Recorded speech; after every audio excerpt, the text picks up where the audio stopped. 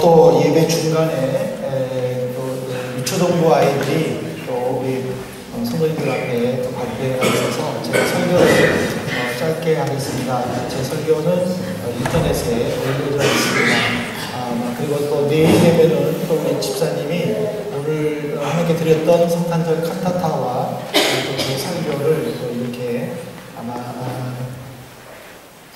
비디오로 보실 수 있도록 올려드릴 것입니다. 이 말씀을 한번 보시기 바랍니다. 대강절 이제 오늘은 네 번째 촛불을 켜게 됩니다. 이 초는 목자의 초라는 의미를 가지고 있습니다. 하나님께서 그 천사들을 통하여 자고 있는 목자들에게 예수 그리스도의 탄생을 알리면서 하늘에는 영광이요 땅에서는 기뻐하심을 입은 모든 이들에게 평화로다라는 그 선포를 통해서 예수님께서 이 땅에서 하시는 일이 무엇인가를 말씀해 주고 있습니다. 근데 예수님의 탄생은 이것으로 끝나지 않습니다. 오히려 주님의 탄생은 우리에게 새로운 희망과 새로운 소망을 줍니다. 옛날 고전 그 소설에 보면은요, 이런 내용이 있습니다. 스핑크스가 지나가는 여행객들에게 수수께끼를 냅니다. 근데 이 수수께끼를 맞추면 살려주고, 이 수수께끼를 맞추지 못하면 거기서 잡아먹었다고 하는 이런 내용인데, 여러분 혹시 아시는지 모르겠습니다. 목소리는 같지만 발이 4개가 되기도 하고 2개가 되기도 하고 3개가 되기도 하는 것은 무엇인가? 정답 아시는 분 계십니까? 정민지장님, 사람입니다. 예. 이것을 못 맞추면 스핑크스에게 잡아먹히는데 우리 진소리를 보면 알 수 있습니다. 이렇게 두 손과 두 발을 통하여 생활을 하다가 이제 어느 정도 그 아이가 성장하면 우리처럼 이제 2개를 사용하죠. 그런데 또 어느 정도 이제 시간이 흐르면 또 하나의 의지할 것을 통해서 생활을 하게 되죠. 근데 목소리는 어린아이의 목소리나 어른의 목소리나 노년의 목소리나 똑같죠. 이것을 통해서 우리 인생이 얼마나 슬프고 또 죽음이 얼마나 안타깝고 아픈가를 우리에게 가르쳐 줍니다. 근데 우리가 주님의 오심을 믿을 뿐만 아니라 그 주님이 나와 함께 하심을 믿는다면 우리 성도들은 죽음이 더 이상 슬퍼서는 안 된다고 말씀해 주십니다. 여러분 특별히 계시록 22장 20절을 보십시오. 이것들을 증거하시는 이가 가라사대 내가 진실로 속히 오리라 하시거늘 아멘. 주 예수여 오시옵소서. 오늘 내가 속히 온다라고 하는 말씀을 22장에 3번에 걸쳐서 하나님께서 말씀을 하셨습니다. 이것은 하나님이 반드시 오실 뿐만 아니라 하나님이 왜 오시는가에 대해서 우리에게 가르쳐 주고 있습니다. 근데 이 오심은 요한계시록에서만 말씀하는 것이 아니라 이미 구약에서도 하나님께서는 이 말씀을 예언을 하셨습니다. 그것이 바로 말라기 선지자를 통한 예언인데 말라기 3장 5절에 보면은요, 내가 심판하러 너희에게 임할 것이다 라고 선언을 하셨습니다. 이 예수님의 오심은 그 첫 번째 모습이 아기 예수의 모습이었습니다.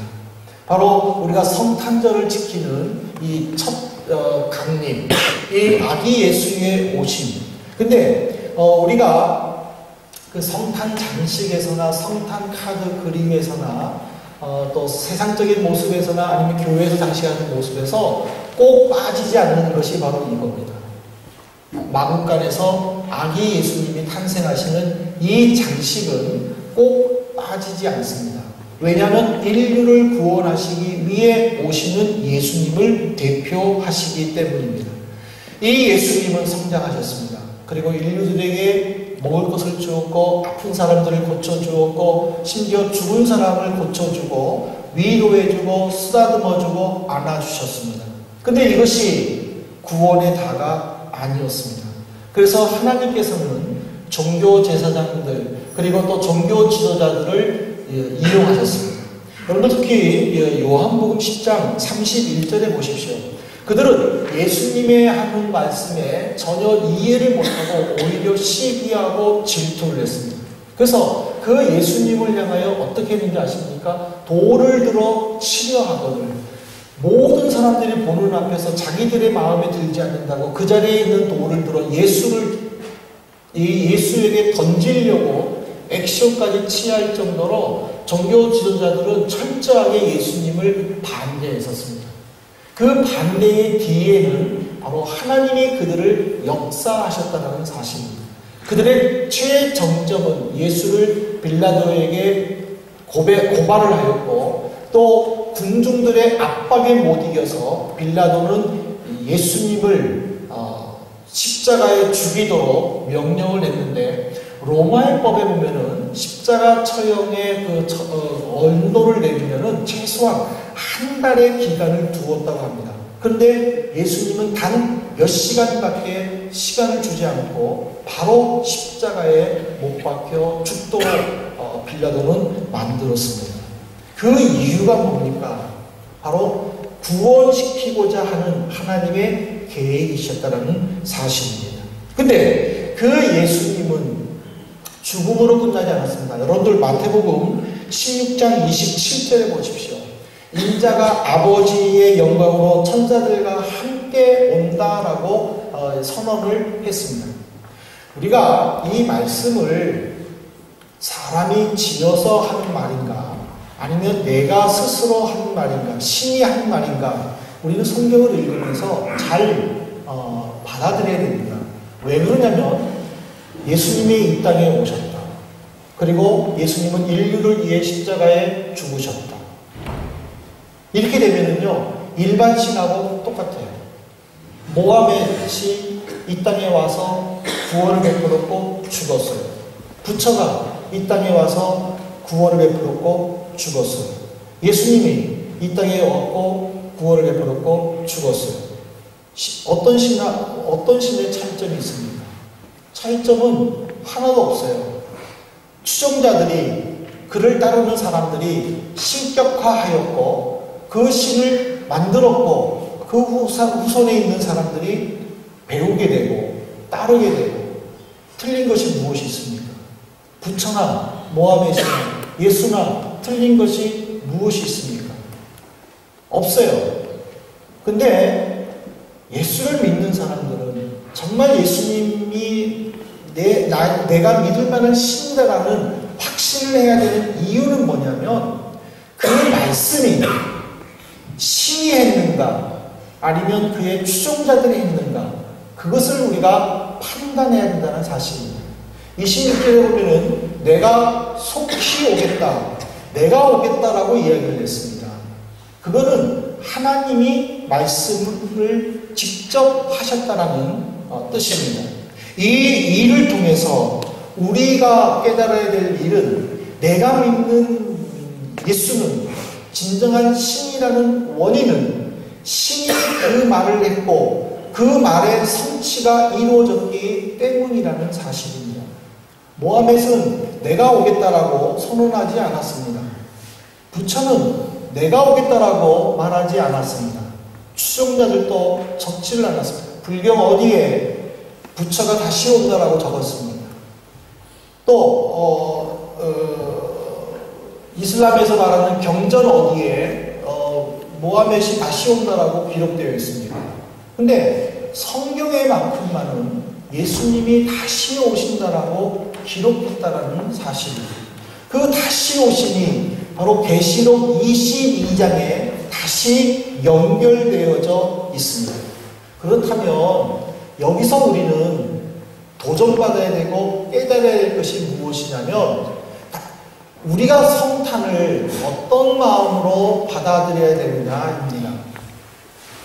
우리는 이미 오신 예수님을 받아들이는 것이 아니라 성탄은 앞으로 오실 예수님을 받아들여야 된다는 것입니다. 이것이 바로 재림입니다. 이것이 바로 대강절의 마지막 의미입니다. 우리는 이미 오신 예수님을 기다리는 것이 아니라 앞으로 오실 예수님을 믿고 그 예수님께 경배하며 그 예수님만을 내 평생 사랑했다라고 고백할 수 있어야 됩니다. 근데 여기서 우리는 한 가지, 예수님이 내가 살아있을 때 오시면 아무 문제가 없는데 문제는 뭐냐면 언제 오시느냐는 거예요. 그 언제 오시느냐에 따라서 우리가 맞이해야 될 것이, 이 현상은 죽음이라는 것입니다. 그래서 그 죽음에 대해서 지금 우리는 성경을 통해서 다시 한번 정의를 내리기를 원합니다. 죽음은 슬픕니다. 죽음은 이별을 의미하는데 세상과의 이별뿐만 아니라 사랑하는 사람들과의 이별로 뜻합니다. 우리 교회가 외국인 교회임으로 인해서, 외국에 있는 교회임으로 인해서 우리에게 익숙하면서도 익숙치 않는 현상이 하나 있습니다. 그거는 그동안 사랑했던 사람들과의 이별입니다. 수많은 사람들을 내보내고 수많은 사람들을 받아들였지만 여전히 안타깝고 슬펐던 것은 사랑했던 사람들을 떠나보낼 때에 참 아픕니다. 저는요, 이민 목회가 가끔은 때로는 좌절에 빠지기도 합니다. 내가 왜 할까라는 고민에 빠져요. 익숙해야 됨에도 불구하고 보내는 것에 익숙하지를 못해요. 참 아파요. 근데 이 죽음 앞에서 그 사람들이 슬퍼하는 것은 충분히 이해할 수 있어요.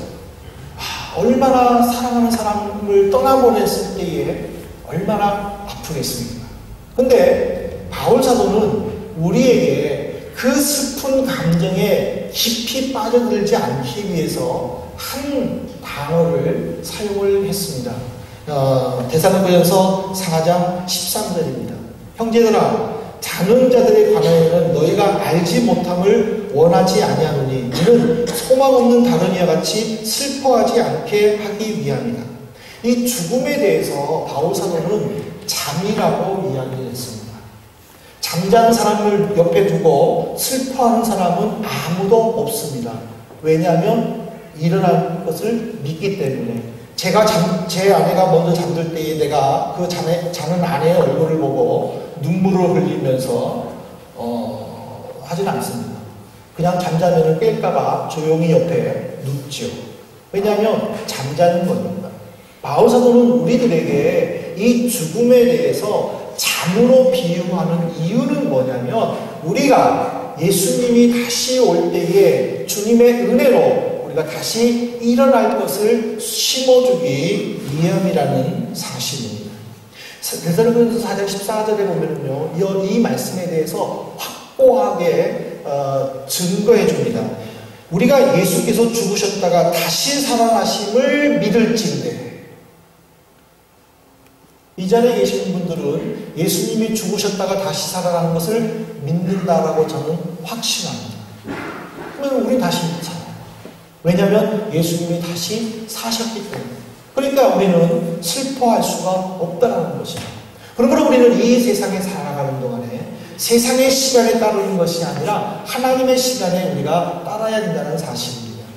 왜냐하면 이 세상의 시간은 죽음을 향하여 가기 때문입니다. 생물학적으로 우리는 죽음을 향하여 가고 있습니다. 그러나 하나님의 시간은 우리에게 죽음을 주는 것이 아니라 우리에게 생명을 주는 것이고, 그 생명이 우리 안에 내재한 것을 새롭게 알게 하기 위해서 우리가 지키는 절기가 바로 이 성탄절이라는 사실입니다. 근데 세상 사람들은 이것을 몰라요. 그래서 살아있는 동안에 어떻게 해서든지 편안하게, 살아있는 동안에 어떻게 해서든지 누리고 싶어서, 살아있는 동안에 어쨌든지 간에 다른 사람들의 것을 뺏고서라도 내가 풍요로움을 누리기 위해서 아둥바둥하는 것이 이 세상의 모습입니다. 저는 어떤 책을 읽었는데 어떤 통계학자가 이런 글을 썼습니다. 이 세상에 있는 모든 식량들을 균등하고 공평하게 배분할 수만 있다면 이 세상은 낙원이 될 것이며 그 누구도 굶어 죽는 일은 없을 것이다. 통계학상으로는 맞습니다. 통계학상으로는 오히려 지금 모든 곡물들이 남아 있어야 됩니다. 근데 지금 우리 현실을 보십시오. 한쪽에서는 모자라가지고 없어서 굶어 죽고, 한쪽에서는 남아도는 것을 어떻게 처치할 줄 몰라가지고, 그리고 또 그 음식 쓰레기로 수많은 돈을 투자하는 모습이, 그래서 없는 사람들은 있는 사람들의 것을 뺏으려 하고, 가진 자들은 뺏기지 않으려고 사수하고자 하는 이런 모습들이 지금 현대의 모습이라는 사실입니다. 그러므로 우리가 하나님의 시간에 맞추어서 살다면은 내 소유가 아니라 하나님의 소유고, 모든 이들을 위해서 우리가 힘쓰고 애써야 될 것을 이 말씀을 통해서 가르쳐주고 있습니다. 저는 더 많은 말씀을 드리고 싶지만 여기서 말씀을 맺으려고 합니다. 우리가 성탄절을 맞이할 때에 나는 어떤 자세로 맞이해야 될 것인가? 주님은 반드시 오십니다. 그 오실 주님을 믿는다면 우리가 살고 있는 이 세상에서 나누어주며 베풀어주며 사는 것이 성탄의 정신이라는 이 한 가지 사실을 믿으시기를 바랍니다. 말씀 뵙겠습니다. 사랑하는 성도 여러분, 제가 본 입장에서 우리 교회에도 천주교에 다니시는 분들이 계시겠지만 제가 보는 입장에서는요, 성당의 십자가와 기독교의 십자가는 차이가 있습니다. 성당의 십자가는 예수님이 달려 계십니다. 그 의미는 예수님께서 베풀어 주셨던 그 구원에 초점을 맞추어 지금도 십자가를 바라보면서 구원을 베풀어 주실 예수님께 감사할 수 있다라고 해석할 수가 있습니다. 그러나 개신교의 십자가는 예수님이 달려 계시지 않습니다. 그 십자가는 빈 십자가입니다. 왜냐하면 예수님은 부활하셨고 이제 심판하시기 위해 다시 오실 예수님을 우리가 믿기 위함입니다. 내가 어떤 십자가를 붙잡았든 그 십자가는 우리를 구원의 길로 인도해 주실 것입니다. 그러나 이왕 우리가 예수님을 믿는다면 십자가에 달려 구원을 베풀어 주시는 것만으로 끝나는 것이 아니라 이제 그 예수님이 다시 오셔서 나를 천국으로 인도해 주실 것이다라는 그 믿음의 확신을 가지고 신앙생활 할 수 있으시기를 주님의 이름으로 부탁을 드립니다. 여러분들의 삶이, 여러분들의 모든 것들이 하나님이 베풀어 주시는 그 은혜 속에서 날마다 기쁨과 평안함이 깃들기를 바랄 뿐만 아니라 바로 이 성탄절을 통하여 다시 오실 주님을 내가 깊이 의지하는 그런 시간이기를 진심으로 축원합니다. 기도하시겠습니다. 하나님 아버지, 오늘 대강절 넷째 주일을 맞이하면서 다시 오실 주님을 생각하고 내가 그 주님 앞에서 어떤 삶으로 이 세상을 살 것인가 가르쳐 주셔서 감사를 드립니다. 하나님 감사합니다. 우리가 사는 동안에 있는 것으로 베풀고 나누어 주면서 그리스도의 사랑을 다시 한번 깨달을 수 있도록 저희들을 인도하여 주옵소서. 이 한 주간 동안도 저희들을 지켜주실 하나님께 감사하오며 예수 그리스도 이름으로 기도 올리옵나이다. 아멘.